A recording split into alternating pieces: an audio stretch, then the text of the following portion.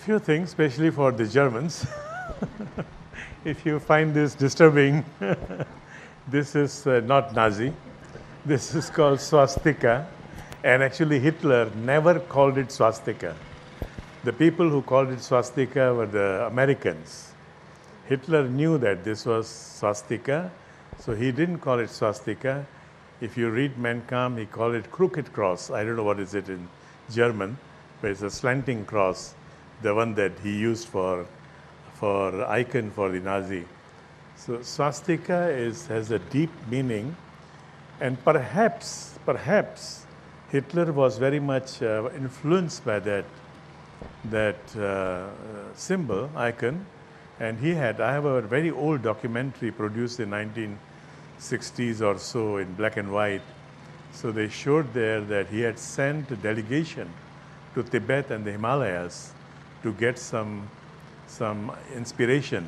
That was after the First World War, when Germany was broke totally, and he took over, and he wanted some inspiration. So the meaning of this symbol, swastika, you see four hands. Now that symbol is about more than 8,000 years old. They found the seal in the ruins of Mohenjo-daro, which is now part of Pakistan. It used to be all India, but now it's part of Pakistan. So this symbol, it was all made with terracotta. Terracotta to survive 8,000 years. Can you imagine? Small symbols, and these are still available you can see them in the museums. I don't know in Pakistan, but in India, you can still see them, the original symbols. So this was deep inside, and the upper one is this one. So this one is supposed to be about 5,000 years old. Now, this is, according to the literature that we got, this is an improvement upon that symbol. They just changed it a bit. You can see there are four hands. The first hand is about dharma. Dharma is values.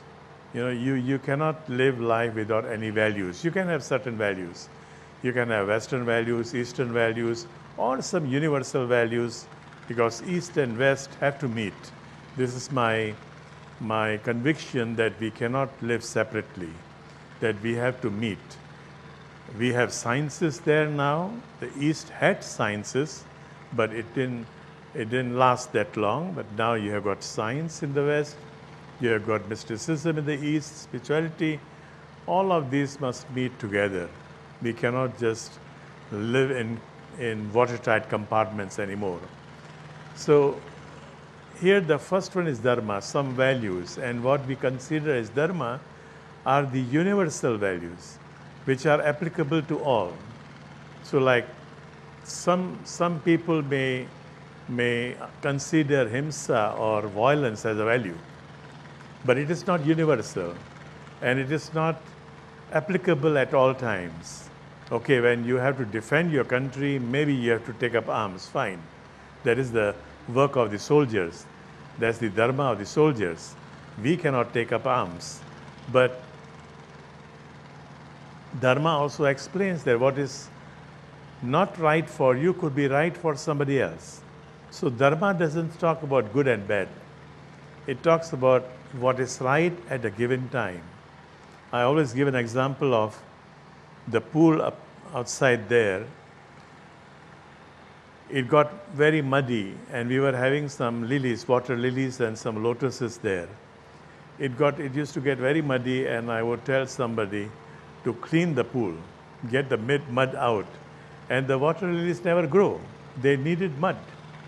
So mud may not be right for us, but for water lilies and for the lotuses to grow, they need mud. Similarly, the pond outside, if you clean the pond and put the fishes back there, they die. We have some fishes there somewhere. They'll die. For them, this dirty water is okay. We will die with the dirty water, so we need pure water, mineral water. So it is not good or bad, but it is right or wrong. So dharma is very complex, and therefore in the yogic tradition, we are all asked to pursue our own dharma, that is swadharma. What is right for you? If you are a lawyer, what is right for you to practice law? If you are a doctor, what is right for you to practice medical science? So dharma can change from time to time. If you are working in the office, your dharma in the office is different as an employer or employee or whatever. You come home, there begins your dharma as a family man. Whether you are a wife or you are a husband or you are a sibling, you have some siblings, you are a daughter, son. So your dharma at home and the office are already different. So this needs meditation. Therefore, we chant this Gayatri mantra, Om Bhur Bhuva Swaha, which is chanted every morning during Agnihotra. Om Bhur Bhuva Swaha Tat Savitur Varenyam Bhargo Devasya Dhimahi Dhyo Yona Prachodayat. This is Maha Mantra. If you cannot recite any other mantra, this single one mantra can already help you a lot. What is the meaning? The meaning is, O light that illumines all times, all different factors of time, past, present, and future, everything is illumined by that same light, illumining all existence. Please illumine my intelligence so that I can decide what is right for me to do and what is not right for me to do. This is a very old ancient mantra. According to me, it's about 12,000 years old. It was written down about 5,000-6,000 years ago, and it's part of the Vedas, the scriptures, but it was already being practiced thousands of years before that. So this is a very important mantra. We have got clips on this. I think I've got clips in English also on Gayatri Mantra. You can just look for Anand Krishna Gayatri Mantra. You'll have some more understanding. And how to recite it properly. There's the clip on that also. So that is about Dharma. And then the second leg, the second arm is Artha. Artha means wealth. Artha means also money. Meaning. So Artha is about Arti in Indonesian, no? So Artha is about meaning, also wealth. So wealth is not the only meaning of life. You need wealth. The master will always say, consider money as a shoe. If it is too loose, you cannot wear it. It is not comfortable. It is too tight, you cannot wear it also. Not comfortable. So you must have money, some saving.